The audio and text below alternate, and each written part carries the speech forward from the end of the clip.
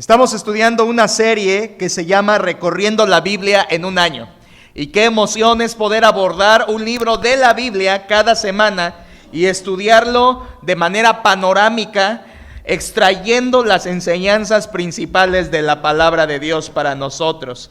Qué alegría nos va a dar llegando a diciembre y haber terminado los 66 libros de la palabra de Dios. Hoy, hermanos, toca el turno para el libro de Jueces, libro de los jueces. Así que vaya abriendo por favor su Biblia en el libro de los Jueces, que es el séptimo libro de la Biblia, comenzando con Génesis, Éxodo, Levítico, Números, Deuteronomio, Josué y Jueces. Jueces es el séptimo libro de la Biblia, lo encuentra fácilmente en la Escritura. Quiero, hermanos, iniciar el tema hoy, el estudio, recordando tantito lo que fue la semana pasada. La semana pasada estudiamos el libro de Josué, el anterior. Y en el libro de Josué vimos que fue el libro de la conquista, porque conquistaron la tierra prometida. Y nada más me faltó enseñar un mapa. Ve que nos ganó el tiempo y no pudimos enseñar el mapa de la conquista. Yo sé que no se alcanza a apreciar del todo. En las Biblias de ustedes, en muchas de ustedes, al final vienen estos mapas. Pero quiero mostrarlo aquí. Esto, hermanos, es la tierra de Canaán, la tierra prometida, la tierra de Israel, lo que Dios prometió a su nación. Es la franja aquí, ¿verdad? El Medio Oriente. Algunos le han llamado el ombligo del mundo a este trozo de tierra. Realmente lo es, la tierra que Dios escogió para el pueblo de Israel.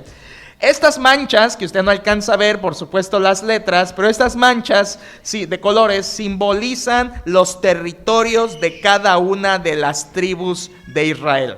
En otras palabras, es como tomaron posesión. Voy a aumentarlo un poquito más a ver si se puede. Es como tomaron posesión de la tierra, las tribus, cuando entraron a la tierra prometida por el mando de Josué. Recuerden, con Moisés llegaron hasta esta parte, ¿verdad? Cruzaron por aquí, la parte por acá, por la parte de Jericó, por aquí cruzó Josué con su ejército, y de aquí comenzaron la conquista de la parte central, luego de la parte sur y finalmente de la parte norte, y conquistaron prácticamente esta parte. Y así es como se establecieron las tribus. Después lo puede revisar en sus mapas, reitero, para que pueda ver, pero aquí se aprecia, ¿no, hermanos? 3 tribus quedaron del otro lado del río. Esta franja aquí que usted ve es el río Jordán, el Mar Muerto, el Mar de Galilea, pero la línea que une aquí la división, mejor dicho que divide, es el río Jordán. Y unas tribus, 3 tribus o 2 tribus y media quedaron de este lado del Jordán, y el resto de las tribus quedaron del otro lado del Jordán. Aquí, hermanos, lo único que podemos ver pues es cómo se establecieron. La parte mayor verde era la de Judá, que le compartió territorio a Simeón. Las más pequeñas fueron Benjamín, Gad, ¿verdad? Y unas pequeñitas como Zabulón. Son las 12 tribus en su territorio, hermanos. Nada más para que tengamos un panorama de cómo se establecieron ya en la tierra prometida. Bien, hermanos, libro de Jueces. El libro de Jueces le he titulado el libro de la degradación.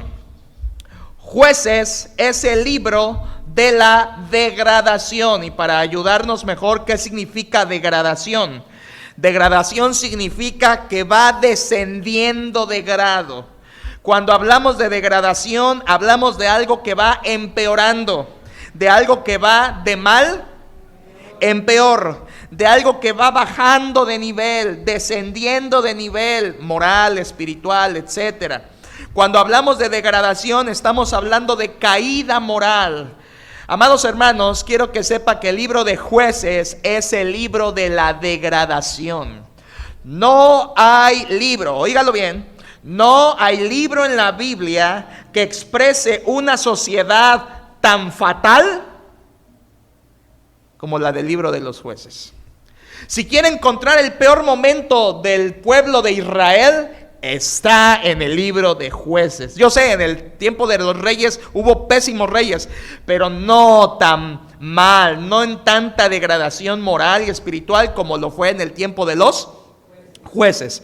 Por eso, hermanos, le hemos titulado al libro de Jueces el libro de la degradación. Qué tremendo. Esta semana yo leí, por supuesto, el libro de Jueces. ¿Alguien más me acompañó esta semana leyendo Jueces? Gracias. 1, 2, 3, 4, 5. ¿Alguien leyó aunque sea parte de Jueces? Levante su mano. Gracias. ¿Alguien está en su tiempo de devoción en Jueces?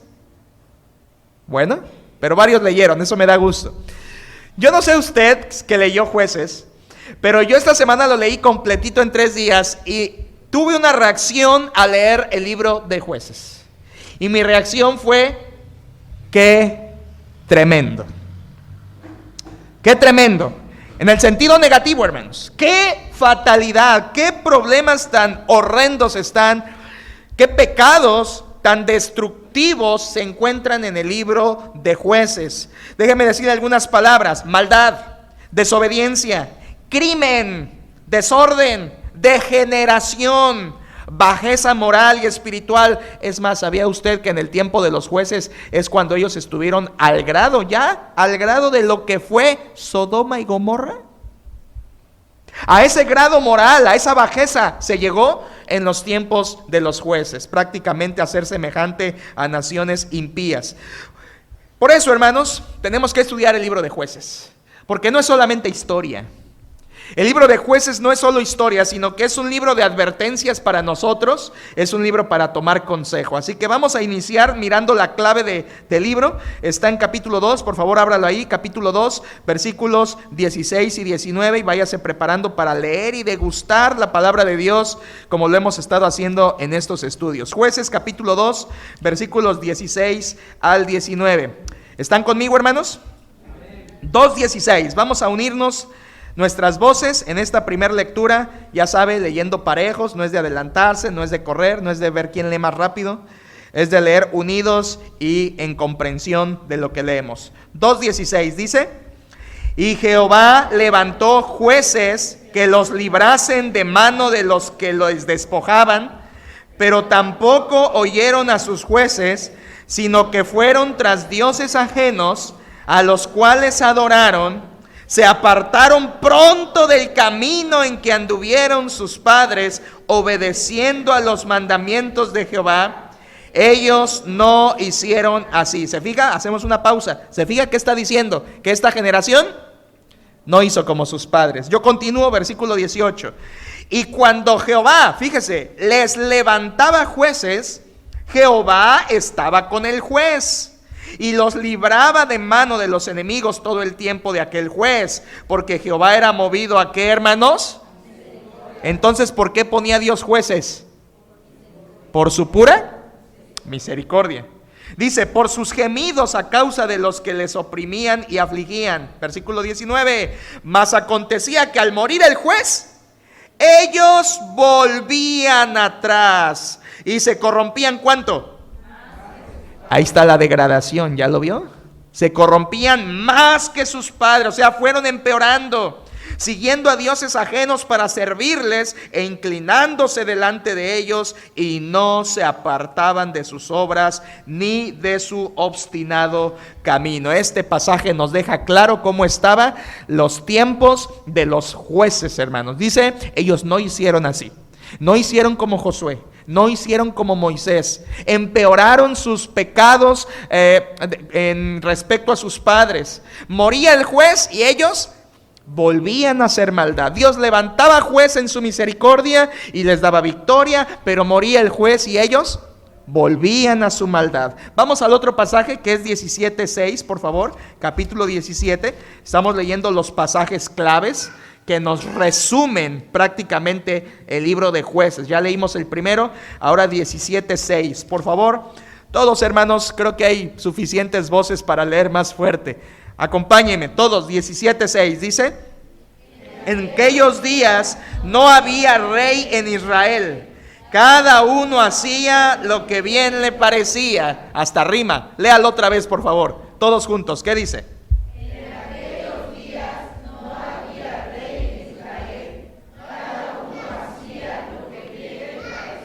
¿Qué le parece ese texto, hermanos? En aquellos días no había rey en Israel.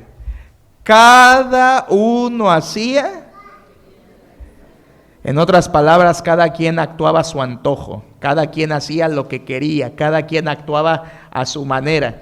Esa era la sociedad del tiempo de los Jueces. Y tiene mucho que ver con nuestra sociedad, hermanos. ¿Cómo es nuestra sociedad?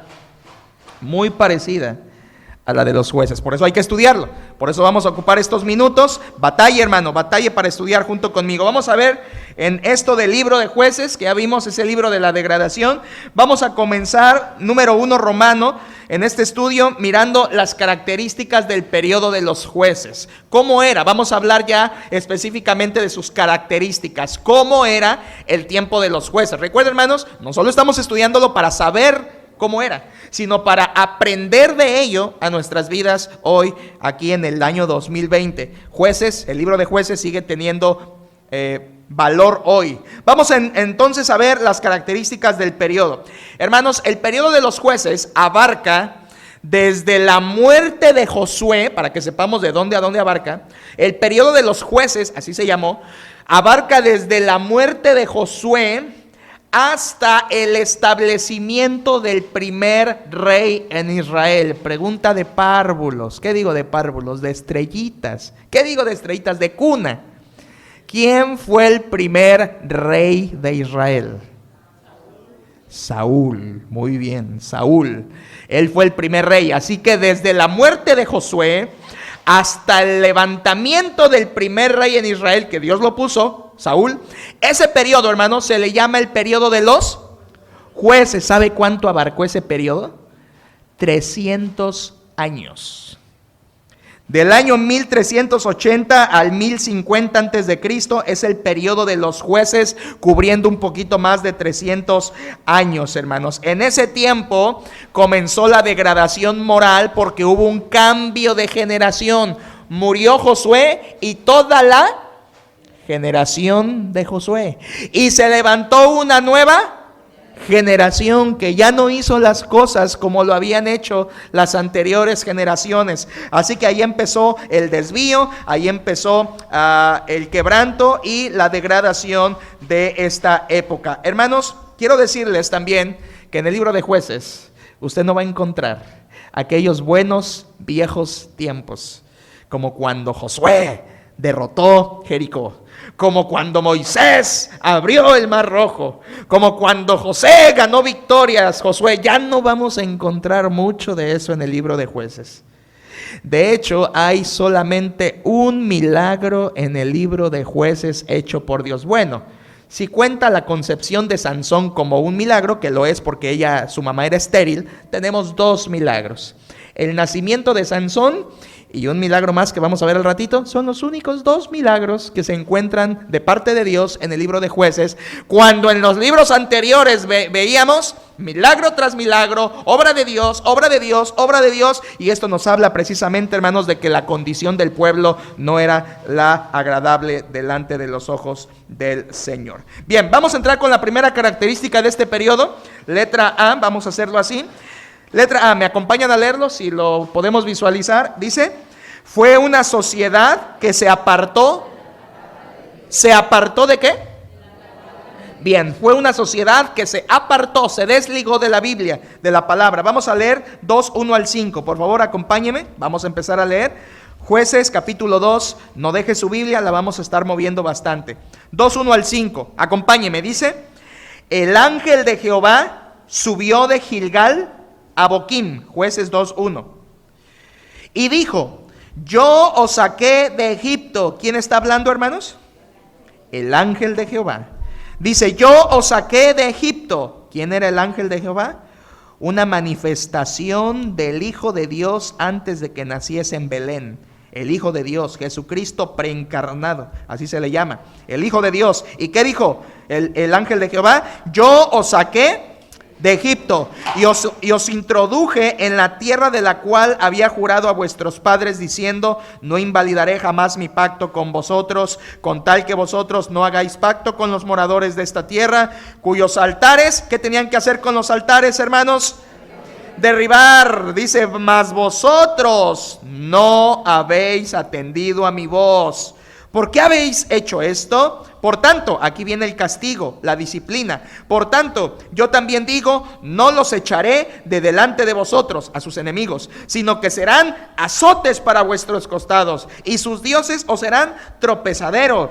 Cuando el ángel de Jehová habló estas palabras a todos los hijos de Israel, el pueblo alzó su voz. A ver, hermanos, eso es importante para el ratito. ¿Qué hizo el pueblo de Israel cuando el Hijo de Dios se les manifiesta, les dice su sentencia, les encara su pecado y les dice la consecuencia? ¿Qué hizo el pueblo?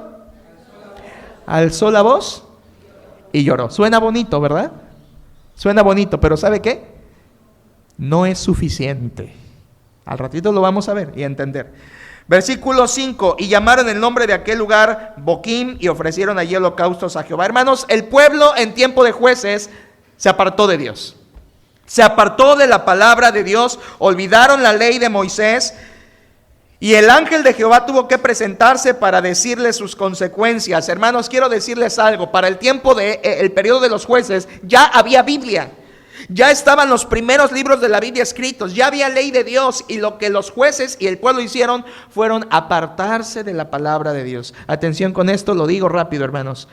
Toda caída y degradación moral comienza apartándote de la palabra de Dios.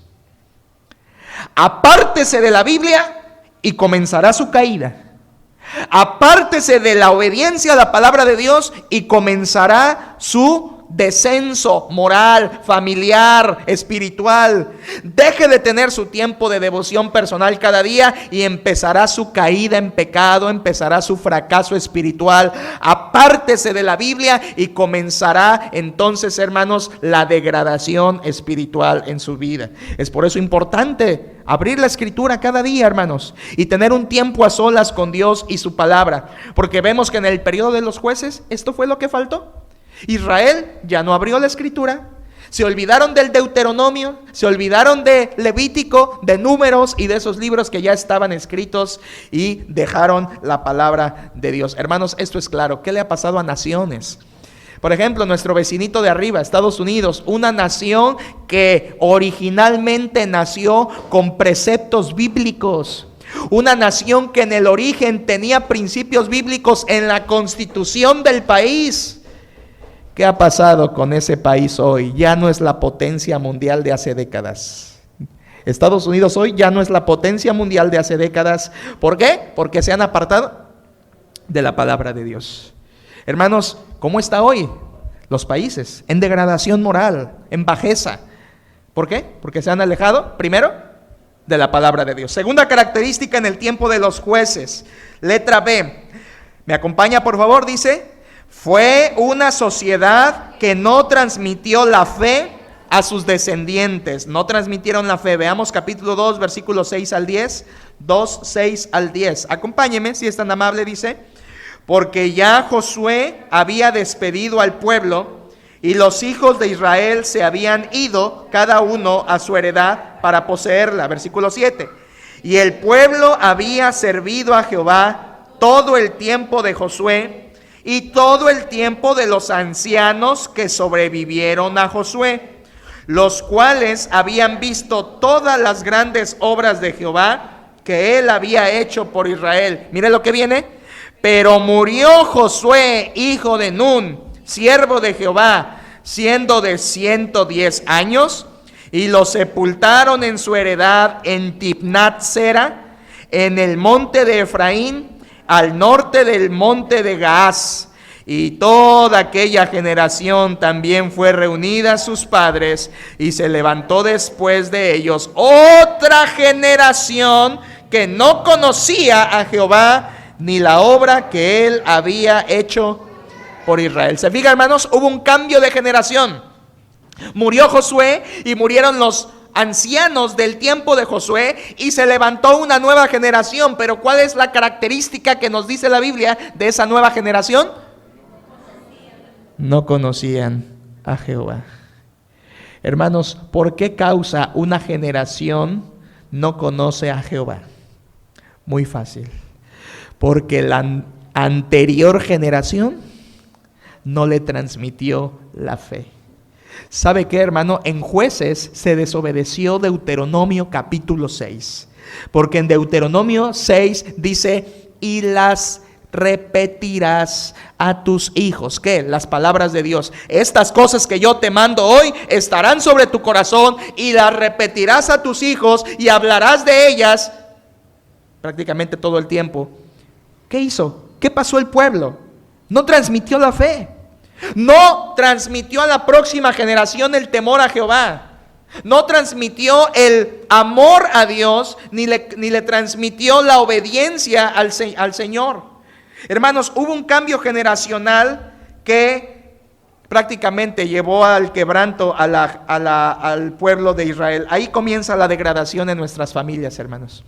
Cuando usted no transmite la fe a sus hijos, cuando yo no transmito la fe a mis hijos, yo estoy empezando a producir una generación perversa. Usted y yo somos responsables delante de Dios de transmitir la fe a nuestros hijos. Y quiero aclarar que la fe no se transmite trayéndolos a la iglesia. Con traerlos a la iglesia, usted lo que les hace es formar un hábito, un buen hábito, un hábito espiritual. Pero la fe no se transmite trayéndolos a la iglesia.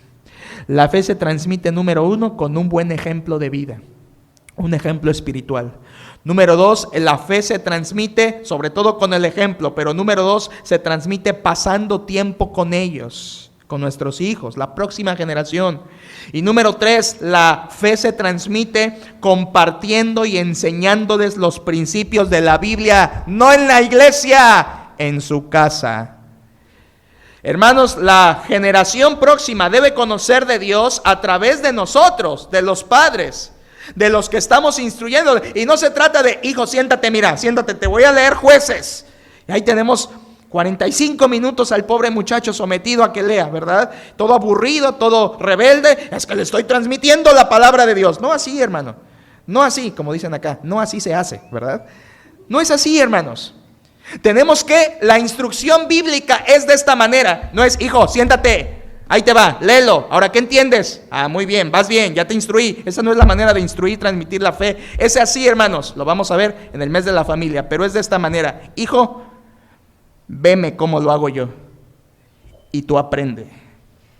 Y entonces yo llevo una vida de amor a Dios, de obediencia a Dios, donde mis hijos ven que oro, donde mis hijos ven que diezmo, donde mis hijos ven que voy siendo transformado en mi carácter, donde mis hijos van viendo que soy obediente a Dios, donde mis hijos van viendo que me paro temprano el domingo para asistir a la iglesia, y mis hijos están aprendiendo porque yo les estoy instruyendo a través del ejemplo. Esa es la instrucción de transmisión de fe, hermanos. Alguien dijo por ahí, Dios no tiene nietos, tiene hijos. Y es muy cierto, decimos, no, yo ya soy cristiano, ¿y mi hijo? Pues cristianito. Puede que no. Si no le transmitimos la fe, esa generación se puede prácticamente perder. Hermanos, ¿tus hijos ya tienen al Señor? Voy más allá. ¿Tus nietos, los que tienen nietos, ya tienen al Señor? ¿Andaban tus hijos o andan tus hijos estos días por ahí andando en el centro haciendo tú ya sabes qué? ¿Andan tus nietos desperdigados por ahí haciendo ya sabes qué? Lejos de Dios en el mundo. ¿Estamos transmitiendo la fe a nuestros descendientes, hermanos? Ahí comenzó la degradación moral. Letra C, ¿cómo más era el periodo de los jueces? Letra C, ¿me acompaña por favor? Dice, fue una sociedad que no arrojó a los pueblos enemigos como Dios lo había ordenado. No arrojaron a todos, al menos, eso es lo que dice la Biblia. No arrojaron a todos los enemigos. Capítulo 1:21, por favor acompáñenme. 1:21, ahí de Jueces. 1:21. Ustedes, por favor, léanlo fuerte y claro. ¿Qué dice? 1:21, adelante.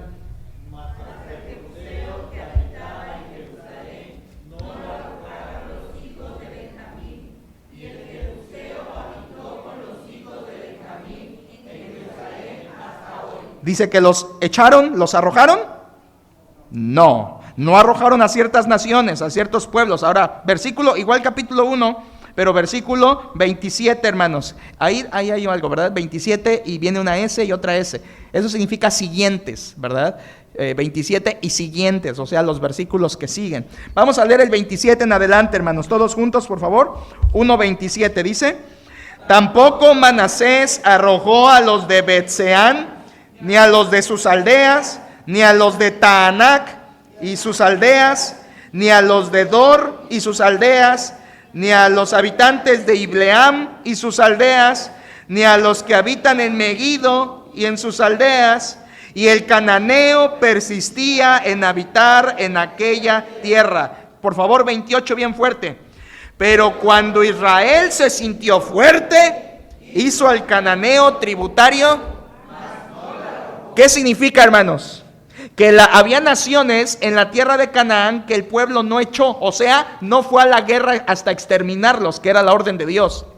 Y como no los exterminó, al paso del tiempo prefirieron, dicen, en vez de matarte, te cobro impuestos. Y entonces eso significa los hizo tributarios. Israel le cobraba renta a ciertas naciones, con tal de no matarlas, le decía, bueno, no te mato, pero te cobro. Y alguien dirá, pues desde ahí eran buenos negociantes los judíos, ¿verdad? Bueno, déjeme decirle que eso constituyó parte de su caída espiritual. Versículo 29, tampoco Efraín arrojó al cananeo que habitaba en Geser, sino que habitó el cananeo en medio de ellos en Geser. Hermanos queridos, ¿cuál había sido la indicación de Dios? Arrojar a todos, exterminar a todos, chicos, grandes, ancianos, vacas, ovejas, todo. Exterminio. Exterminio. Ahí es donde a veces los escépticos dicen, tu Dios es un Dios malvado porque mandaba matar pueblos enteros, gente, ancianos, bebecitos que ni culpa tenían. Es que no tienen la historia completa. ¿Sabe por qué Dios mandó exterminar a todas esas naciones? Porque Dios sabía que si no las exterminaba Israel, ellos vendrían a ser la principal contaminación espiritual para el pueblo de Israel. Y como no los arrojaron, ¿qué cree? Así fue, así fue. Dios por eso mandó a exterminar, hermanos, porque eran naciones impías, eran naciones paganas, eran naciones, déjenme darle unas voces, eran naciones que sacrificaban animales, que sacrificaban humanos, que sacrificaban niños, que se sajaban, que bailaban, que hacían chorreaderos de sangre como una adoración a su Dios, que tenían templos, las naciones de Canaán, tenían templos donde sabe cuál era el culto a sus dioses, era por medio de prostitutas que recibían clientes. Esa era la adoración de Canaán, y por eso Dios les dice, Israel, vas a entrar a esa tierra, pero vas a exterminar a todas las naciones, porque si no las exterminas, ellas serán tu tropezadero. ¿Y qué hizo Israel? No las echó. ¿Qué pasó? Pasó lo que Dios había dicho que iba a pasar. Esas naciones fueron el tropezadero para Israel, y por eso el pueblo prácticamente se desvió. Hermanos, hubo concesiones. ¿Saben todo lo que es concesiones? Déjenme decirlo en otra palabra. Concesiones son permisitos. Israel dijo, no te saco, me voy a dar el permiso de que te quedes y te cobro. Hubo concesiones, hubo permisitos. Y estas concesiones que hizo Israel iban en contra de Dios. Esas concesiones hicieron que Israel se desviara. Y oiga lo que voy a decir, hermanos. Un enemigo no derrotado, a la larga se convierte en tu amo. Un enemigo no derrotado, a la larga se convierte en tu amo. ¿Sabe qué pasó con esas naciones después? Se enseñorearon de Israel. O sea, se volteó la tortilla. Porque un enemigo que no vences, un enemigo que no echas de tu vida, ahora ya no es jueces, ahora es tu vida y mi vida. Un enemigo que no derrotas en tu vida con el poder de Dios. Un pecado que le dices, no pasa nada, que se quede, que me pague impuestos, pero que se quede, porque no lo quiero dejar ese pecado, no quiero dejar esa pornografía, no quiero dejar ese noviazgo con un incrédulo, ya sé que estoy mal, pero es que me gusta, no quiero dejar esas películas que me contaminan, no quiero dejar esa deshonestidad, no quiero dejar esa mentira que soy vicioso a la mentira, no quiero dejar esa cleptomanía, no quiero dejar esas malas palabras, que se queden, nada más que se sometan, que no salgan cuando está el pastor. Pueden salir en otro momento, pero que sean tributarias. ¿Sabe qué, hermano? Un pecado que no se extermina, a la larga se convierte en tu amo. Te va a derrotar. Ahí está la gran enseñanza de Jueces, hermanos. Un pecado que no se extermina, a la larga Si no lo conquistas en tu vida, Él te va a terminar conquistando a ti. Piénselo, por favor. Y quiero hablar nada más. Homosexualidad, fornicación, cualquier pecado sexual, como mencioné hace ratito, pornografía, mentira, la avaricia. Esos pecados, si usted no los vence en su vida de dejar cortar, entonces a la larga te van a conquistar a ti. Y entonces va a comenzar la degradación en nuestra vida espiritual. Hermanos, si usted hoy, al decir yo esto, explicar esta palabra de Dios, se da cuenta que en su vida hay pecaditos, así decimos, ¿verdad? Pecadito, es un pecadito. Algunos le han llamado pecado mascota, porque no lo echas, te lo quedas, pero lo controlas. Este es mi pecado mascota.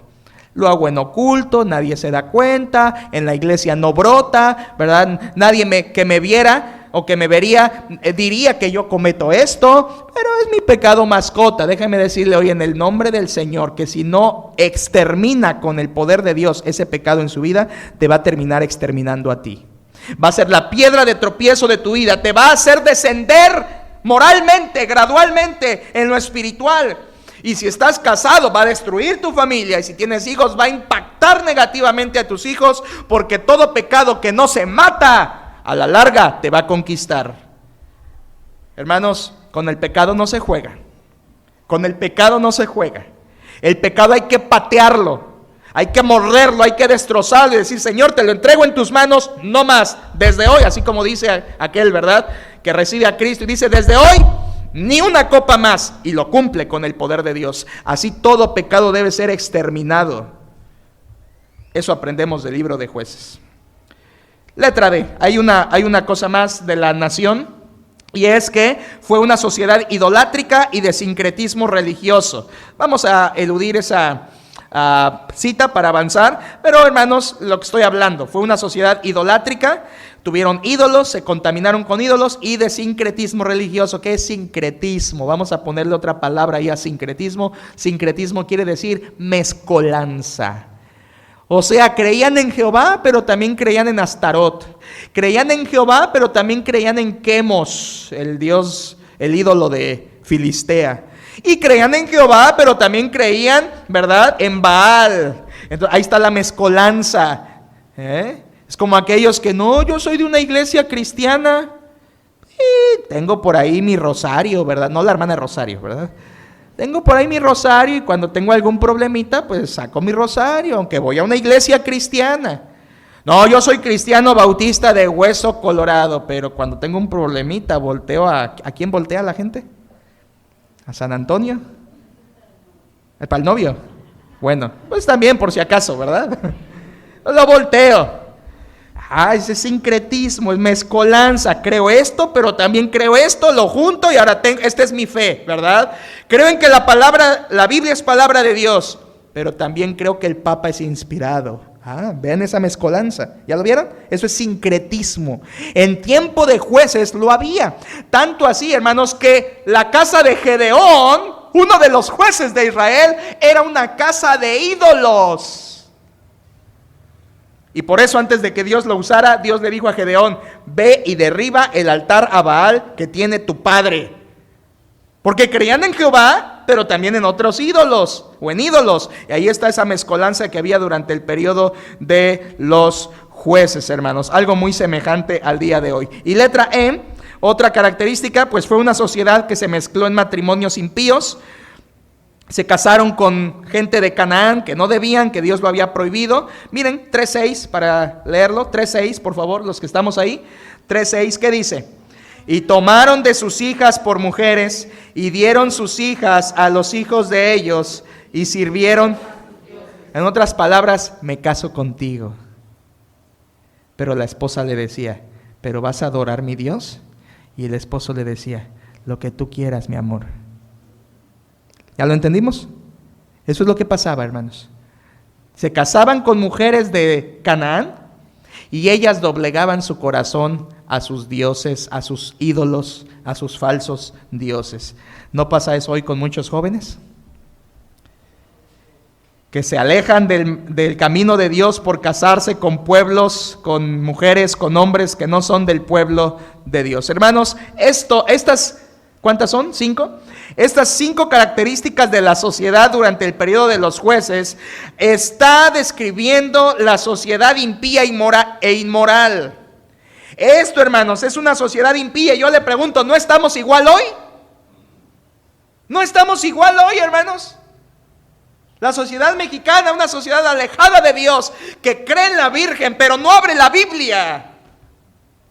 Que celebra Semana Santa, pero no va a Mateo capítulo 26, 27 y 28, donde está la muerte, sepultura y resurrección de Cristo con sus instrucciones.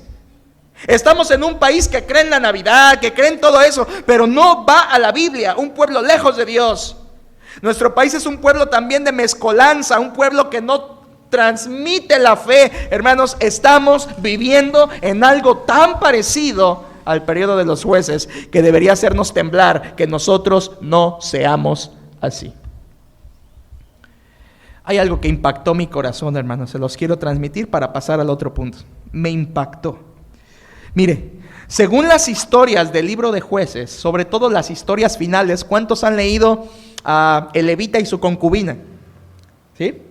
¿Cuántos han leído Micaía y sus ídolos? Están ahí en los últimos 4 capítulos de Jueces.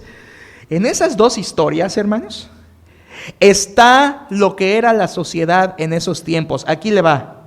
Había infidelidades.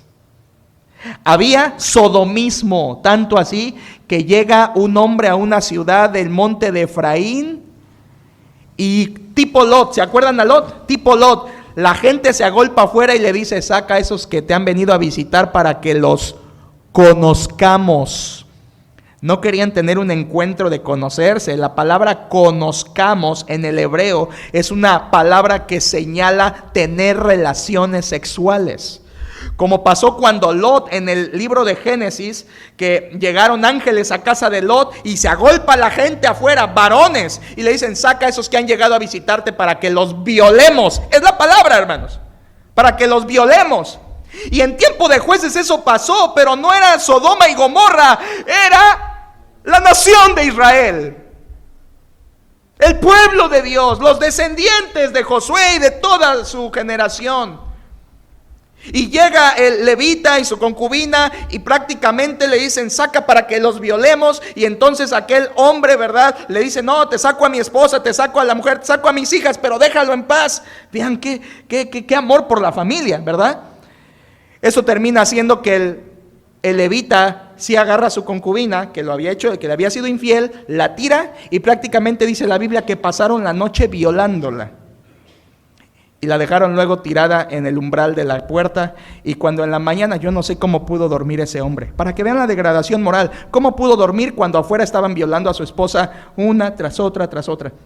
Dice la Biblia, hermanos, que cuando despierta, se levanta, abre la puerta, ve a su mujer tirada. No me quiero ni imaginar la escena. Y le dice simplemente, párate y vámonos. Y como la mujer no se levantó porque ya estaba muerta, él la monta en su bestia, se la lleva a su tierra y llegando la parte en 12 piezas, todo su cuerpo muerto, y cada pieza la manda a un territorio de las tribus de Israel. Y les dice, así se hará a todos aquellos que hagan como los que habían violado a esta mujer, ¿verdad? Hermanos, eso indica el sodomismo, las infidelidades, los homicidios, las violaciones, la insensibilidad y la brutalidad que había en este tiempo. ¿No estamos igual? ¿No estamos igual, hermanos? Entonces despertemos y abramos los ojos y démonos cuenta que si así está la sociedad, entonces hagamos caso de las enseñanzas y de las instrucciones que la palabra da. Porque si este pueblo de Israel en tiempo de los jueces, hace 1500 años antes de Cristo, échale, estamos nosotros tan cercanos a ello, hermanos, tristemente. Esto es lo que me impactó, aquí le va, esto iba. ¿Cuántos conocen a Samuel? Samuel, el profeta Samuel, ese niño que sirvió en el templo, Samuel. ¿verdad? El que dice la Biblia que no dejó caer a tierra ninguna de las palabras de Dios. El que fue un conocido profeta de Dios desde Dan hasta Beerseba, de norte a sur. Todo Israel conoció a Samuel como un profeta de Dios. ¿Y quién de nosotros no conoce a David? El gran jovencito que con valor en Dios mató con una honda al gigante y después se convirtió en el mejor rey que fue conforme al corazón de Dios. Los dos, Samuel y David, crecieron en el tiempo de los jueces, en una degradación moral, pero ¿sabe qué? Ellos y sus familias no fueron como todo el mundo. Eso a mí me da esperanza, hermanos, de que aunque vivimos en un mundo podrido, podemos ser diferentes con la ayuda de Dios. Aunque el mundo se está viniendo abajo, hay familias de cristianos que podemos ser diferentes, hermanos. Que no vamos a engañar, que no vamos a pervertir, que no vamos a dejar desviar a nuestros hijos. Habrá casitas así, si Dios viera desde el cielo nuestro México y viera cuántas casas realmente temen a Dios, a lo mejor se vería una oscuridad en todo el país y una que otra lucecita ahí alumbrando espiritualmente el hogar. Pero que de esas lucecitas nosotros seamos una, hermanos. Es posible. Samuel y David nacieron y crecieron en este terrible periodo, pero sus padres y ellos temieron a Dios. Así que no se desespere, hermano, decir, es que el mundo está tan mal. Sí, pero se puede, hermanos. Y por otro lado, tampoco le echemos la culpa al mundo. Es que mi hijo cayó porque el mundo es el mundo, ¿verdad? Como hace poquito oía una madre que su hija fornicó. Su hija tuvo relaciones sexuales antes de casarse con su novio, clásico. Lo triste aquí es que son creyentes.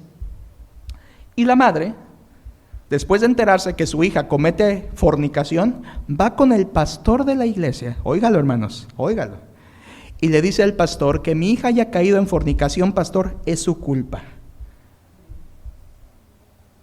Y el pastor dice, ¿por qué? Porque usted en nuestra iglesia no hay reunión de jóvenes. Fíjese, con tal de echarle la culpa a alguien, la madre dijo, es su culpa que mi hija fornique afuera porque usted no hace reunión de jóvenes acá. ¿Es cierto eso, hermanos? No. Si no hay reunión, si hay reunión o no hay reunión, eso no pasa nada porque el que transmite la fe es en el hogar, en tu familia. Pero a veces le queremos echar la culpa a la iglesia. No, mi hijo está mal por la iglesia, porque en la iglesia no llegan y nadie lo saluda. Pues instruye a tu hijo a que él salude, hermano. En la iglesia no está, ya llegó, vamos, ¿verdad? Y si no, se va. Qué triste es a veces algunos, que me fui porque nadie me saludó. Entonces no estabas buscando a Dios. Sí, hay que saludarnos, yo les instruyo a eso. Pero eso no es, hermanos, lo que más importa. Instruya a tus hijos para que ellos tengan la fe en Dios y que no se desvíen. No le eches la culpa a la iglesia, no le eches la culpa al mundo. Es posible vivir en el tiempo de los jueces y tener un hogar temeroso de Dios. Es posible, hermanos. Y eso a mí me dio esperanza. Quiero que hablemos ahora del oficio de juez. En número 2, el oficio de juez. Vamos, hermanos, vamos a ver qué era esto de los jueces. ¿Quiénes eran? La palabra juez en la Biblia, en el Antiguo Testamento, la palabra, vamos a ver primero la palabra y luego ya su definición de juez. Pero la palabra juez significa salvador o rescatador. Salvador o rescatador. Eso significa la palabra juez. Eran líderes espirituales. Esto ya es la definición. ¿Quiénes eran los jueces, pastor? Aquí va. Eran líderes espirituales, políticos y militares que Dios llamaba y usaba para rescatar al pueblo de la opresión. Va otra vez, escúchelo. Eran líderes, los jueces eran líderes espirituales, políticos y militares, o sea, también tenían que ir a la guerra, que Dios llamaba y usaba para rescatar al pueblo de Israel de la opresión. Tenían que guiar, hermanos, los jueces eran guías. En otras palabras, los jueces eran líderes.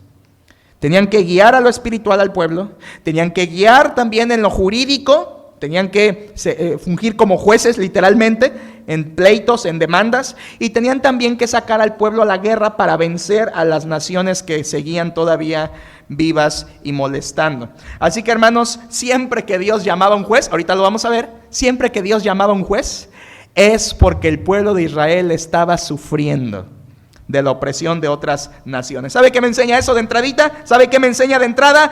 Que todo pueblo necesita un líder. Dios llamaba líderes porque la nación estaba de cabeza. ¿Y no es así también en la iglesia, hermanos? Tito, no lo busque, Tito, carta a Tito, capítulo 1. Por esta causa, Pablo hablándole a Tito, por esta causa te dejé en Creta, para que corrigieses lo deficiente y establecieses ancianos en cada ciudad. Una iglesia sin pastor, hermanos, no está totalmente capacitada para hacer la labor de Dios. El liderazgo se necesita. En el tiempo de jueces, Dios por eso levantaba líderes para eso. ¿Cuántos jueces fueron, hermanos? ¿Alguien de los que está aquí sabe cuántos jueces fueron? ¿Alguien sabe cuántos jueces fueron? ¿Nadie? Muy bien, si nadie sabe, hoy vamos a aprender algo. Fueron 13 jueces en este periodo. Sin contar a Abimelec, que Abimelec no fue juez. Quiso ser rey, pero no fue juez. Dios ni lo llamó ni hizo nada. Y contando a Débora y a Barak como 2 diferentes jueces. Yo así lo hice en mi estudio, así lo creí porque leí, así es.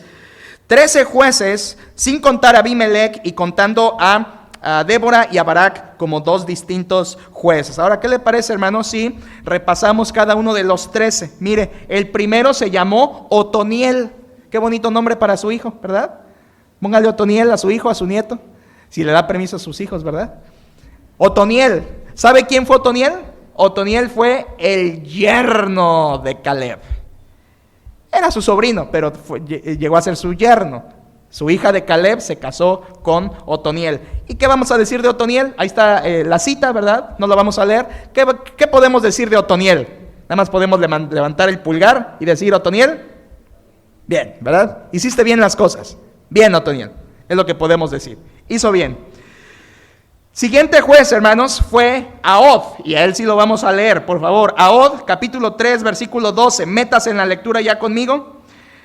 3:12, hermanos, 3:12. Vamos a leer acerca de Ahod, así se llamó el segundo juez. 3:12, dice: volvieron los hijos de Israel a hacer lo malo ante los ojos de Jehová, y Jehová fortaleció a Eglón, rey de Moab, contra Israel, por cuanto habían hecho lo malo ante los ojos de Jehová.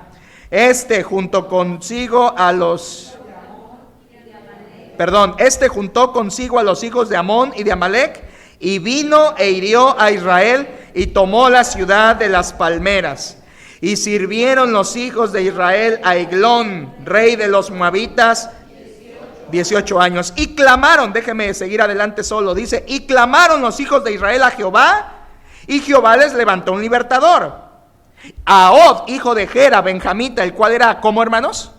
¿Sabe qué? Ahí está traducido zurdo. Literalmente lo que dice es imposibilitado de la mano derecha. O sea, probablemente era manco. ¿Sí? Muy seguramente, mejor dicho, era manco. Ahod era un hombre sin el brazo derecho. ¿Sí? Por lo tanto, era alguien que no daba miedo en tiempos donde se peleaba con espada. ¿Sí? Interesante. Versículo 16. Y Ahod se había hecho un puñal de 2 filos, de un codo de largo, y se lo ciñó debajo de sus vestidos a su lado derecho. ¿Qué le parece? Se hizo un puñal, se lo mete acá en su ropa, metido desde el lado derecho, y por supuesto cuando él iba a entrar con el rey de Moab, le iban a checar este lado y decían, no, pues nada. Pero cuando le iban a buscar de este lado donde él se había metido el puñal de 2 filos en el brazo, que prácticamente seguro no tenía. ¿Sí? Mire, versículo 17. Y entregó el presente a Eglón, le llevó un regalo, a Eglón, rey de Moab. Y era Eglón hombre como, hermanos. ¿Qué entiende usted por hombre grueso? Hombre grueso. No voltea a ver a nadie. Hombre grueso, era un hombre pesado. Sí, pesado, grande. Ahorita va a ver por qué. Dice versículo 18. Y luego que hubo entregado el presente, despidió a la gente que lo había traído, mas él se volvió desde los ídolos que están en Gilgal y dijo: Rey, una palabra secreta tengo que decirte. Él entonces dijo: calla. Y salieron de delante de él todos los que con él estaban, o sea, se quedaron solos. Versículo 20. Y se le acercó a Ahod, estando él sentado solo en su sala de verano, y Ahod dijo: tengo palabra de Dios para ti. Él entonces se levantó de la silla. Entonces alargó Ahod su mano izquierda Y tomó el puñal de su lado derecho y se lo metió por el vientre, de tal manera que la empuñadura entró también tras la hoja, y la gordura de Eglón cubrió la hoja, porque no sacó el puñal de su vientre, y salió el estiércol. Así de grueso era este hombre, ¿verdad, hermanos?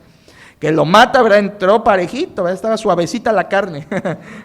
Suavecito entró y lo mata, ¿verdad? Y dice la Biblia que ahí Ahod, y luego viene la guerra. No lo vamos a leer, pero viene la guerra, y Moab es derrotado por un juez que Dios levanta, que se llamaba, ¿cómo? Ahod. Hermanos, un hombre manco. ¿Qué usó Ahod, hermanos? Un puñal. Un puñal. Siguiente juez, hermanos. Tenemos a un hombre que se llamó Samgar. Samgar. 3:1, todos leamos 3:1, hermanos, fuerte. Jueces 3, versículo 1, ¿qué dice? Estas pues son las naciones que dejó Jehová para probar con ellas a Israel, a todos aquellos... Perdón, hermanos, es 31, ¿verdad? 3:31. Ahí faltó el 3. 3:31. ¿Ya lo tiene? Último versículo, dice: después de él fue Samgar, hijo de Anat, el cual mató a 600 hombres de los filisteos con una aguijada de bueyes, y él también salvó. ¿Cómo se llamaba este juez? Samgar. ¿Contra qué pueblo batalló? Filisteos. Hermanos, ¿qué usó para vencer a los filisteos? Una aguijada. ¿Qué es una aguijada? A veces leemos aguijada por la parte de acá abajo, ¿verdad? Aguijada es diferente a quijada. El que usó la quijada fue Sansón. Sansón. Pero aquí aguijada es una vara larga de 2 metros que tiene un pico en la parte final, con la cual los boyeros o los campesinos picaban a las yuntas para que avanzaran. Esa es la aguijada. Era una lanza larga, ¿verdad? Para picar a las yuntas y órale, avanza. Y dice la Biblia que Samgar con eso mató ¿a cuántos? ¿Con una espada larga de rey, hermanos? No, con una simple aguijada de bueyes. Samgar, hermanos, hizo bien las cosas, salvó a Israel de los filisteos. Siguiente juez, número 4, y aquí es donde vamos a cargar tantito la mano. ¿Cómo se llamó el cuarto juez? Débora, pero díganlo fuerte, ¿fue? Débora. Todos sabemos que es la única juez de Israel. La única mujer. Débora. Vamos a leer algo de Débora. 4:1 al 5, por favor.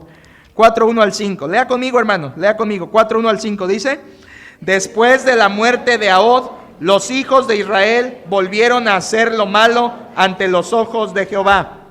Y Jehová los vendió en mano de Jabín, rey de Canaán, el cual reinó en Azor, y el capitán de su ejército se llamaba Sísara, el cual habitaba en Azoret Goim. Entonces los hijos de Israel clamaron a Jehová, porque aquél tenía 900 carros herrados, y había oprimido con crueldad a los hijos de Israel por 20 años. Gobernaba en aquel tiempo a Israel una mujer, Débora, profetisa, mujer de Lapidot, y acostumbraba sentarse bajo la palmera de Débora entre Ramá y Betel en el monte de Efraín, y los hijos de Israel subían a ella. Aquí le va, hermano, si usted aprovecha estos 2 minutos que voy a hablar de Débora, le aseguro que va a ser de bendición. Débora fue juez de Israel, y alguien dirá: pastor, ¿y por qué una mujer? Algunos dicen: ¿y por qué una mujer, pastor? Si Dios pone a los varones como líderes, es verdad. Y por otro lado habrá alguien que dirá: eso, Débora, arriba el feminismo, ¿verdad? Y si Débora fue jueza, ¿por qué no va a ser una pastora hoy? Ahí están las dos posiciones. El que dice: ¿por qué Débora? Y la que dice, o el que dice: qué bueno que está Débora, porque puede haber mujeres pastoras. Pues que dice la Biblia, hermanos. Aquí le va. La condición espiritual de Israel era tan mala, que no había en ese tiempo un hombre dispuesto a ser el líder de Israel. Y Dios, en su misericordia y para avergonzar a su pueblo, levanta una mujer para humillar al pueblo, para humillar a los varones que no querían levantarse, para humillar a los varones fuertes de guerra, pero que no le entraban al quite en las cosas de Dios. Y una mujer que sí amaba a Dios y temía a Dios, Dios le dice, pues para humillar a esta nación que no quiere hacer las cosas bien, voy a poner a una mujer como juez de Israel. Hermanos, fue un acto de misericordia, pero al mismo tiempo un acto humillante para el pueblo de Israel. El hermano Rubén antier me dio la ilustración perfecta, platicando con él, el cumpleañero. Él me platicó que en el sindicato, X sindicato, la líder es una mujer, ¿cierto, hermano? O la presidenta o directora, no sé qué sea. Es una mujer. Y algunos están, ¿por qué en el gremio está una mujer al frente? ¿Qué pasa? Y que le dijeron en la reunión, gracias hermano por esa ilustración, quedó como anillo al dedo. Y que le dijeron en la reunión que siga la mujer, que siga adelante, porque ya era cambio de líder. No, que siga la mujer. Y que le dijo el gremio, es que usted como es mujer, no se va a las cantinas como los anteriores líderes que hemos tenido. Y que hacen mal las cosas. Así que usted como es mujer y no se va a la cantina, ha hecho mejor trabajo que todos los anteriores hombres como líderes de este sindicato. Eso mismo pasó con Débora. Los hombres brillaban por su ausencia. Entonces Dios les dice, bueno, pues para humillarlos, Débora, tú vas a ser un instrumento. Ahora, sin embargo, hermanos, acuérdese de esto, Débora no hizo nada sin la ayuda de Barak.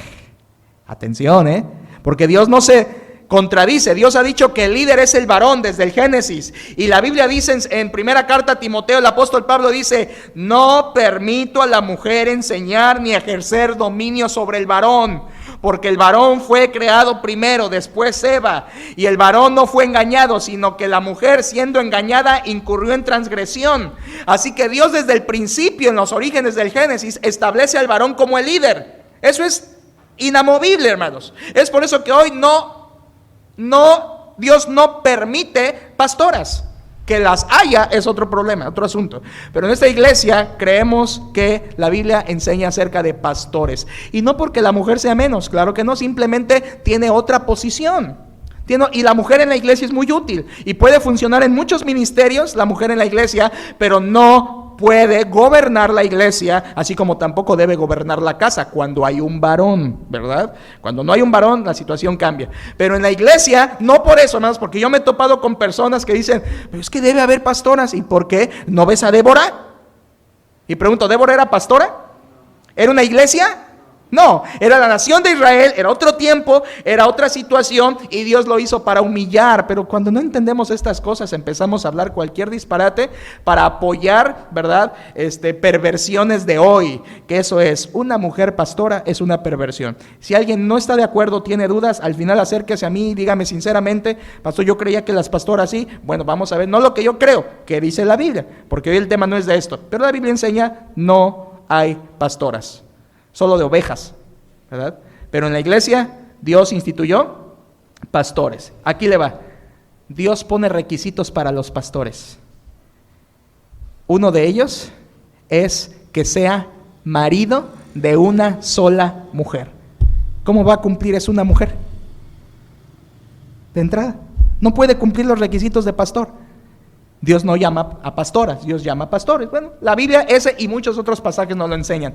Pero con Débora, hermanos, fue una situación especial en donde Dios, a la falta de Moiséses, a la falta de Josuéses, y es que así se dice, Dios llama a una mujer que fue humillante para el pueblo de Israel. Sin embargo, como dije, hermanos, no lo hizo sin la ayuda de Barak, que ahí está el otro, ¿verdad? Barak, ahí está en capítulo 4, versículos 6 al 9, y le dice Barak, Débora le dice a Barak, ¿no te ha llamado Dios para ir a la guerra? ¿Y qué le dijo Barak, hermanos? Ahí se da uno cuenta de cómo estaba la situación. ¿Qué le dice Barak?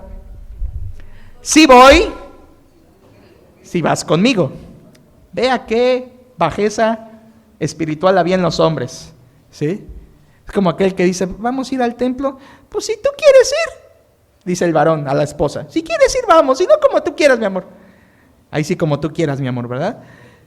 Pero aquí vemos cómo Barak no tenía nada, hermanos, de intención de ser líder. Dios lo llama, lo hace, y vencen, gracias a Dios, a Jabín en el único milagro, o uno de los dos únicos milagros del libro de Jueces. ¿Cuántos han leído la historia de Barak y Débora, cómo vencieron al pueblo de Israel? Levante su mano, hermanos. Desde niños muchas veces, ¿verdad? ¿Saben qué pasó? No es que Barak era muy fuerte y Débora con la espada. ¿Saben qué fue lo que pasó, hermanos? La batalla se llevó a cabo en el valle de Megido. Y el valle de Megido está al lado del torrente de Cisón. Y la Biblia dice que ese día de la batalla Dios hizo llover tan fuerte que el torrente de Cisón se inundó. Y el terreno de Megido es pantanoso, ese arcilla café, ¿verdad? Se inundó y esa arcilla hizo que los carros cerrados de Jabín se atascaran. Es por eso que Sísara tiene que salir huyendo. ¿Cómo? Caminando, porque sus carros cerrados ya no le sirvieron de nada, porque Dios hizo un milagro. Hizo llover tan fuerte que se desbordó el torrente de Cisón y Dios dio la victoria ese día a el pueblo de Israel. Por cierto, ni por mano de Débora, ni por mano de Barak, sino por mano de Jael, una mujer que llega y le siembra una estaca en la cabeza de 100 a 100 con un mazo a Sísara, ¿verdad? Y ahí es donde sí un aplauso a las mujeres, ¿verdad? Porque hacen bien su trabajo cuando lo tienen que hacer. Triste por Barak, ¿verdad? Que podríamos decir hoy podríamos decir a Barak le dio miedo, ¿verdad?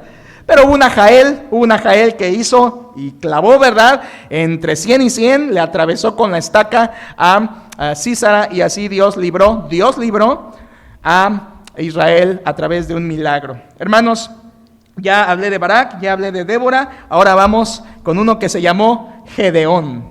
Gedeón está en el capítulo 6, aquí tenemos un Gedeón, ¿verdad? También, tan fuerte como el de la Biblia. Vamos a ver si tan dispuesto. Capítulo 6, hermanos. Dice la Biblia, versículo 1, los hijos de Israel hicieron otra vez ¿qué? Lo malo ante los ojos de Jehová, y Jehová los entregó en mano de Madián. Y la mano de Madián prevaleció contra Israel, y los hijos de Israel por causa de los madianitas se hicieron cuevas en los montes y cavernas y lugares fortificados.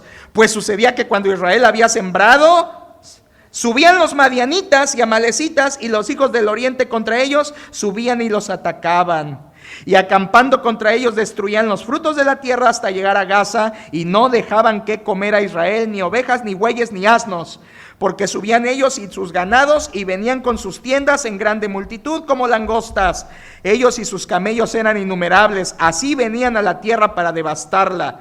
De este modo empobrecía, fíjese, Israel en gran manera por causa de Madián. Y los hijos de Israel, ¿qué hicieron? ¿Ya se fijan, hermanos? O sea, se apartan de Dios. Vienen los enemigos, los oprimen, viene el clamor, ¿y qué va a hacer Dios? Les va a levantar un juez. Versículo 8, todos por favor, dice: Jehová envió a los hijos de Israel un varón profeta, el cual les dijo: así ha dicho Jehová, Dios de Israel, yo os hice salir de Egipto y os saqué de casa de servidumbre. Vamos a ahorrarnos esa profecía y vamos a brincarnos hasta el 12, por favor, hermanos. 12, ¿qué dice? Y el ángel de Jehová se le apareció y le dijo: Jehová está contigo, varón esforzado y valiente. Y Gedeón le respondió: Señor mío, si Jehová está con nosotros, ¿por qué nos ha sobrevenido todo esto? ¿Y dónde están todas sus maravillas que nuestros padres nos han contado diciendo: ¿no nos sacó Jehová de Egipto? Y ahora Jehová nos ha desamparado y nos ha entregado en mano de los madianitas. Todos el 14 dice: y mirándole Jehová le dijo: ve con esta tu fuerza y salvarás a Israel de la mano de los madianitas. ¿No te envío yo? Hermanos, vemos la historia de Gedeón, pero yo quiero ver rápido unos pasajes de Gedeón con ustedes, porque hay dos cosas que yo aprendo de Gedeón básicamente. Dos cosas que yo aprendo de Gedeón. 6:17, todos por favor, 6:17. ¿Qué dice? 6:17, unidos, dice: y él respondió: yo te ruego que si he hallado gracia delante de ti, me des señal. ¿Le estaba creyendo a Dios? No, ¿qué le pidió? Señal. Ahora 6:27, 6:27. Dice, yo lo leo. Entonces Gedeón tomó 10 hombres de sus siervos e hizo como Jehová le dijo, de derribar el ídolo, mas temiendo hacerlo de día por la familia de su padre y por los hombres de la ciudad, lo hizo. Hermanos, ¿era valeroso? No, era cobarde. Fíjense, dudaba de Dios. Era cobarde. Todavía no acaba el asunto. 6:36, por favor. 6:36. Y Gedeón dijo a Dios, si has de salvar a Israel por mi mano, como me has dicho, he aquí que yo pondré un vellón, o sea, un trozo de lana, un vellón de lana en la era, en el campo. Y si el rocío estuviera en el vellón solamente, quedando seca toda la tierra, entonces entenderé que salvarás a Israel por mi mano, como lo has dicho. Bueno, Dios lo hace. Y en el versículo 39 dice, mas Gedeón dijo a Dios, no se encienda tu ira contra mí, si aún hablar esta vez solamente probaré. Ahora otra vez con el vellón, te ruego que solamente el vellón quede seco y el rocío sobre la tierra. Y aquella noche lo hizo Dios así, solo el vellón quedó seco y en toda la tierra hubo rocío. O sea, Gedeón se puso a probar a Dios. No dudaba, a ver Señor, si realmente eres tú, haz que este vellón, ¿verdad?, quede seco y todo alrededor la tierra mojada. Bueno, ahora al revés, es que no te acabo de creer, Señor. ¿Ya vieron la duda? No le creía a Dios, era cobarde, dudaba. Falta algo más. 7:9, hermanos. 7:9. Vean lo que Dios le dice. ¿Ya estamos ahí? 7:9. ¿Qué dice? 7:9 y 10. Todos juntos. Dice, aconteció que aquella noche Jehová le dijo, levántate y desciende al campamento, porque yo lo he entregado en tus manos. Y si tienes temor de descender, baja tú con Fura, tu criado, al campamento. Otra vez, ¿qué tenía Gedeón? Ahora, aquí viene, hermanos. Aquí viene, atención a esto. Fíjese, temor, duda, incredulidad, debilidad, tristeza. Señor, ¿dónde estás? ¿Dónde estás? Ya no vemos tu poder. Vea el cambio de Gedeón. Por favor, véalo. Capítulo 7, versículo 15. 7:15, yo lo leo, déjeme este privilegio. 7:15. Cuando Gedeón oyó el relato del sueño y su interpretación, adoró. Y vuelto al campamento de Israel, dijo, levantaos, porque Jehová ha entregado el campamento de Madián en vuestras manos. Y repartiendo los 300 hombres en 3 escuadrones, dio a todos ellos trompetas en sus manos y cántaros vacíos con teas ardiendo dentro de los cántaros. Y les dijo, fíjense lo que les dijo, ¡hey! Miradme a mí y haced como hago. Ay, ¿dónde quedó el temeroso Gedeón? ¿Dónde quedó el dudoso Gedeón? ¿Dónde quedó el incrédulo Gedeón? Ya no está. Ya le dice al pueblo, hey, síganme a mí, hagan lo que yo voy a hacer y vamos a derrotar al pueblo. Versículo 17, y les dijo, miradme a mí y haced como hago yo. He aquí que cuando yo llegue al extremo del campamento, haréis vosotros como hago yo. Yo tocaré la trompeta y todos los que estarán conmigo, y vosotros tocaréis entonces las trompetas alrededor de todo el campamento y diréis, por Jehová y por Gedeón. ¿Sabe qué pasó esa tarde? Perdón, esa mañana. Dios le dio la victoria a Gedeón. ¿Dónde quedó el temor? ¿Dónde quedó la cobardía? ¿Saben qué, hermanos? Eso me habla de crecimiento espiritual. Algunos hoy todavía de la nada se deprimen, de la nada se desaniman. ¿Sabes qué, hermano? Eso es muy normal, pero debe de llegar el momento en que creces en tu vida espiritual y de que ya no te tumban las pruebas y de que ya no te derriban las tentaciones y de que eres más fuerte en Dios porque estás creciendo espiritualmente y llegas al punto donde dices, oye, esto que me pasó hace años me hubiera tumbado, pero ahorita gracias a Dios me fortaleció. Ese cambio en la vida de Gedeón no me habla de otra cosa más que del crecimiento espiritual que debemos tener los creyentes conforme el paso del tiempo. Y de Gedeón aprendo otra cosa. Usó 300 hombres para vencer a todo un pueblo. ¿Sabe de qué me habla eso, hermanos? Con poco Dios hace mucho. ¿Cuántos somos en esta iglesia? Sí, yo sé, no somos ni 300, pero somos como reunidos, pues a lo mejor 90, pero Dios puede hacer grandes cosas, hermanos. ¿Amén? Dios puede hacer grandes cosas. Mire, los siguientes no vamos a hablar de ellos. Tola fue el siguiente juez. Tola hizo bien las cosas. Jair fue el otro juez, el octavo. hizo bien las cosas. Jefté, ahí están todos los pasajes de Jefté. Quiero decirles que Jefté es de lo mejorcito en el libro de Jueces, Jefté es de lo mejor en el libro de Jueces. Lea la historia de Jefté, de lo mejor en Jueces. Fue un juez muy diplomático, conocía la historia de Israel y al Dios de Israel, aunque era hijo de una ramera. Trató de evitar la guerra contra Amón, pero como no lo logró, entonces combatió contra Amón y Dios le dio la victoria, sin milagro. Ahí sí peleó Jefté. ¿Cuál es la única mancha que yo le veo a la vida de Jefté? A ver, ¿quién la dice, hermanos? ¿Cuál es la única mancha que le vemos a la vida de Jefté? Aquellos que no han leído. ¿Qué mancha está en la vida de Jefté? Si digo que fue un buen juez, ¿dónde está su mancha? Vamos a dejar que lo diga Emilio, porque levantó su mano. Emilio.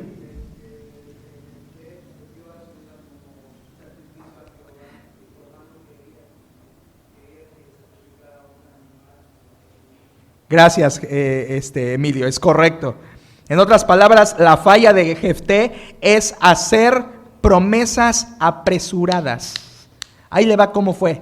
Estaba antes de ir a la batalla Jefté y le dice a Dios: Dios, si tú me das victoria sobre los amonitas, yo te entregaré para ti la primera que salga a recibirme en la victoria en mi casa. Tristemente, ¿quién creen que fue la primera en salir?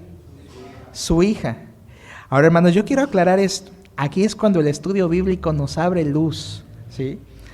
La palabra ahí hebrea, cuando Jefté promete lo siguiente, hermanos. Jefté promete: si me das la victoria, Señor, yo te ofreceré en holocausto o lo dedicaré a Jehová. En otras palabras, si regreso de la batalla con victoria y lo primero que sale a recibirme es un animal, te lo ofreceré en holocausto. Pero si lo primero que sale a recibirme es una persona, te lo consagraré a ti para que te sirva en el ministerio, en el templo, como fue Samuel, que fue dedicado a Dios. A veces tenemos la idea de que la hija de Jefté fue sacrificada. Yo no lo creo. Jefté no mató a su hija. Jefté tenía temor de Dios. Jefté conocía a Dios. Jefté, y en ningún momento dice que la mató. Dice que la entregó, la consagró a Jehová, y que las vírgenes le lloraban, ¿qué? ¿Su muerte? No, que no había tenido hijos.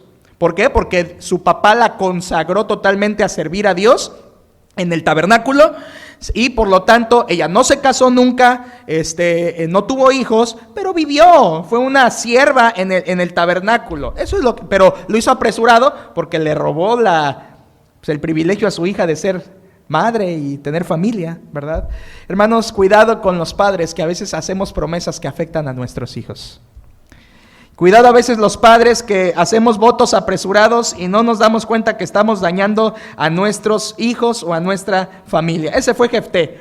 Último se llamó Ibsán, Elón, qué nombres, ¿verdad? Abdón, no lo confunda con abdomen, Abdón. ¿Y quién fue el último juez, hermanos? El peor juez de Israel se llamó Sansón. Todos hemos oído de Sansón. ¿Quién ya vio la película? ¿Verdad? Todos hemos oído de Sansón. Quiero decirle hoy que Sansón fue el peor juez de Israel. El peor de lo peor. Sansón, hermanos, era nazareo de nacimientos. Abarca los capítulos 13, 14, 15 y 16. Hay bastante historia de Sansón. Sansón era nazareo de nacimiento, o sea, dedicado a Dios. Vino como un milagro porque su madre era estéril. Dios les dio ese hijo para que librara a Israel de los filisteos. Venía de un hogar piadoso. ¿Cómo se llamaban sus padres? ¿Alguien se acuerda? Manoa y su mujer, que no se dice el nombre, ¿verdad? Manoa y su mujer eran temerosos de Dios, amaban a Dios. Y Sansón creció en ese hogar, hermanos. Ahora, nosotros cometemos un error, hermanos. Nosotros cometemos el error de recordar a Sansón por su fuerza. Sansón era fuerte. Probablemente ni era escrupuloso, Probablemente ni era escrupuloso, no. Cometemos el error de recordar a Sansón por la fuerza. Y no nos ponemos a pensar que lo principal que hay que recordar de Sansón es su desobediencia a Dios y las consecuencias que le vinieron.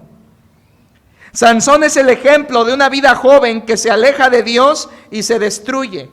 Sansón es un ejemplo de una vida joven que se destruye.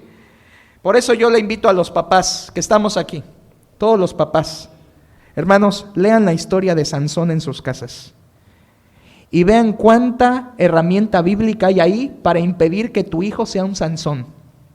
Papá que estás aquí, tienes hijos jóvenes, tienes hijos pequeños o ya jovencitos o ya jóvenes y ya está entrando la rebeldía y ya estás viendo actitudes que no te gustan y ya estás viendo, ¿verdad?, dificultades con tus hijos. Lee la historia de Sansón, pero así de pe a pa, 2, 3 veces, y vas a encontrar tantas enseñanzas en esa vida de lo que no hay que hacer para que te enciendas y entonces hagamos como padres lo que debemos. Quiero decirle, hermanos, en cuanto a este último juez de Israel, quiero decirle lo que yo le puse aquí en mis notas, los ingredientes de un Sansón. ¿Me acepta eso, hermanos? ¿Cómo ser un Sansón? Aquí lo digo para todos los jóvenes. Ingredientes de un Sansón, no están en la pantalla, escúchalos. Ingredientes de un Sansón. Número 1, conocimiento de Dios. ¿Sí? Sansón tenía conocimiento de Dios. Primer elemento para ser un hijo perdido, ten conocimiento de Dios.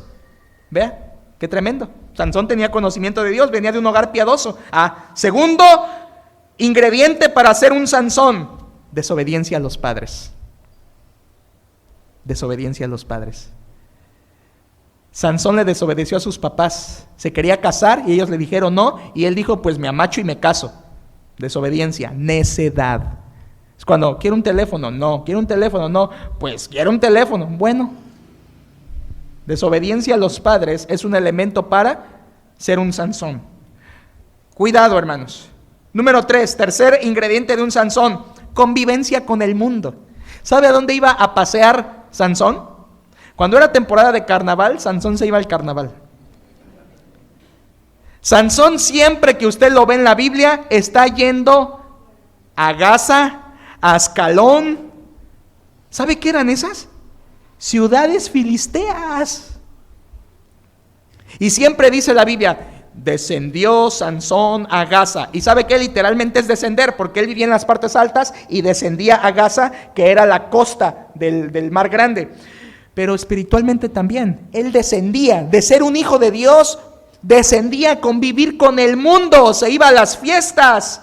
La Biblia deja en claro que él convivía con los enemigos, hablaba como ellos, era como ellos, pensaba como ellos, y eso me habla hoy de cristianos jóvenes que andan en el mundo siendo como el mundo. Ese es un elemento para ser un Sansón, convive con el mundo. Cuarto elemento, ira. ¿Sabe qué hacía Sansón? Se enojaba y mataba. Se enojaba y mataba. Y dice que mató a personas con sus manos, mató a personas con una quijada de asno, es así, ¿verdad? Mató a personas con zorras amarradas de las colas, con teas en medio, y echaba ya los campos para que se encendieran y todos los filisteos se enojaran. Hermanos, la ira desenfrenada de los hijos debe ser una alarma en los padres. A ver, si mi hijo de todo se enoja, de todo grita, de todo nada le parece, no es que yo lo tenga que azotar hasta que se quebrante. Es que tengo que ver qué he hecho mal. Es que tengo que ver qué me ha faltado. Es que tengo que ver por qué está comportándose como un Sansón. Si veo que mi hijo es un iracundo, con ira desenfrenada, entonces tengo que ver qué está pasando. Tengo que hacer algo. Sus papás de Sansón no lo hicieron. Siguiente ingrediente de un Sansón, impureza sexual. Ahí le va esto, impureza sexual. Sansón tuvo 3 amoríos. Con una filistea de Timnat, con una prostituta, sí, un juez de Israel con una prostituta, por eso les digo que fue el peor. Y en tercer lugar, con la famosa Dalila. 3 amoríos de Sansón. Las 3 con mujeres filisteas. La impureza sexual de Sansón, ¿cómo era posible? Si era un juez de Israel, hasta con una prostituta, hermano, se metió.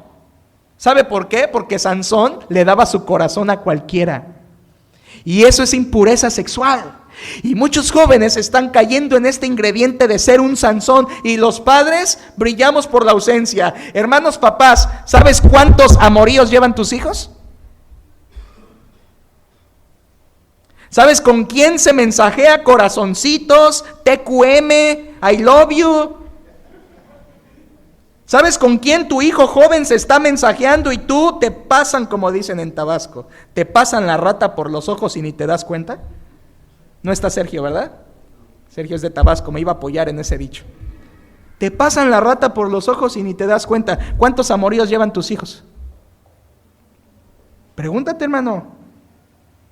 Sansón tuvo 3 y le fue mal. Impureza sexual.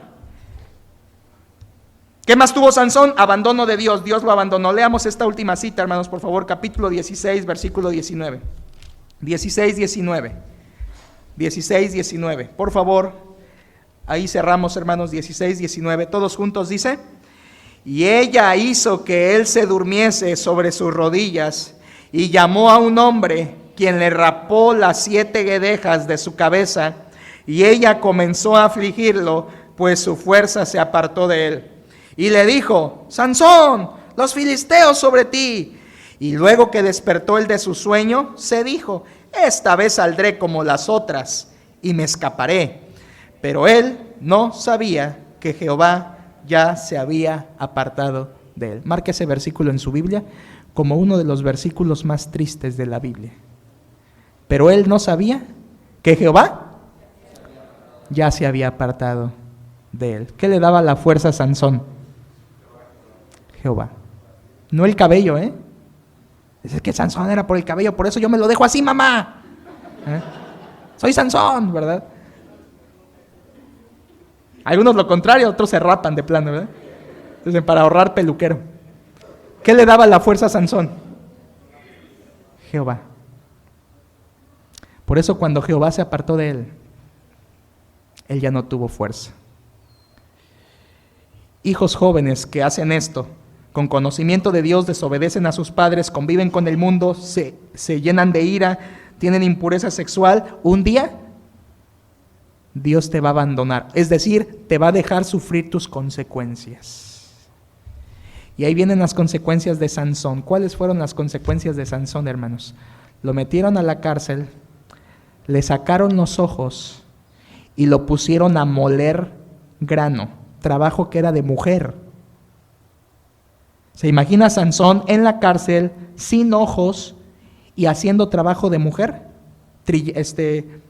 Machacando, quebrantando el grano. Es que un joven que se aparta del camino de Dios y se convierte en un Sansón, lo que le va a venir es esclavitud, ceguera y quebrantamiento. Esclavitud, ceguera y quebrantamiento. Eso le viene a los Sansones hoy también. Por eso, hermanos, cuidemos nuestra vida, cuidemos a nuestros hijos.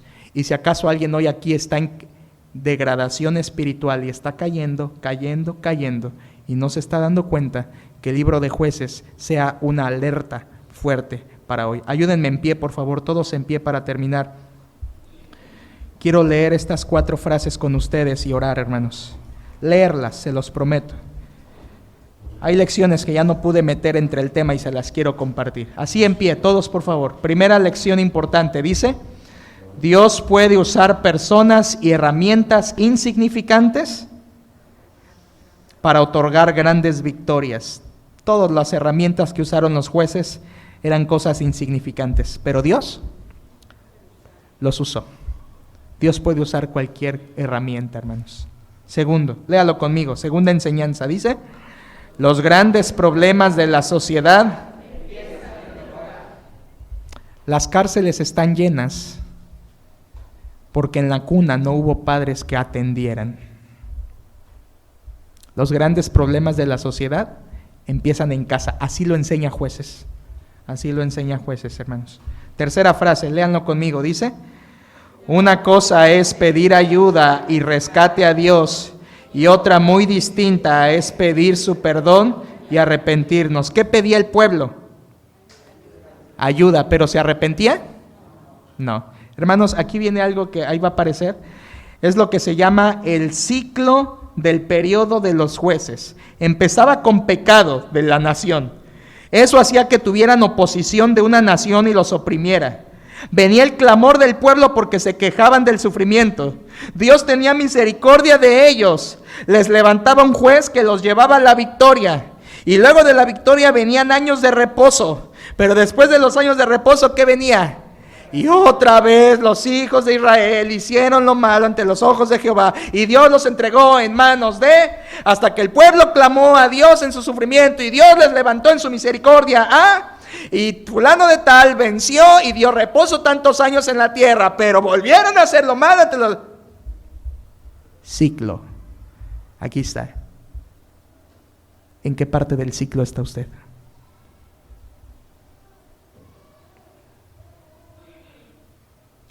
No es de pedir ayuda, hermano. Dios, ayúdame. Es arrepentirse. ¿Sabe cuándo se arrepintió Israel? Por eso degradó. No se arrepintió. Y esta última que nos debe tocar, hermanos. Letra D dice: una cosa es una renovación religiosa y otra muy distinta, ¿aunque? Léanlo, hermanos, por favor, completo. Es el último. Dice: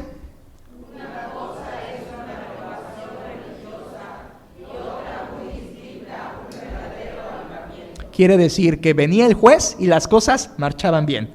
Moría el juez y las cosas se desviaban otra vez. ¿Qué quiere decir? ¿Que había un verdadero avivamiento, hermanos? No, solamente un parche. Pero moría el juez y volvían a las andadas. Esto es lo que nos debe trastocar, hermanos. ¿Qué va a pasar el día que los pastores mueran? ¿Qué va a pasar si Giovanni y yo nos muriéramos mañana?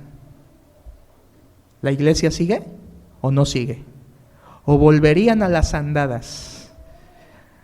No debemos procurar una reforma religiosa, debemos procurar un avivamiento realmente espiritual. Vamos a orar y a pedirle a Dios que nos ayude a no ser como los jueces. Oremos.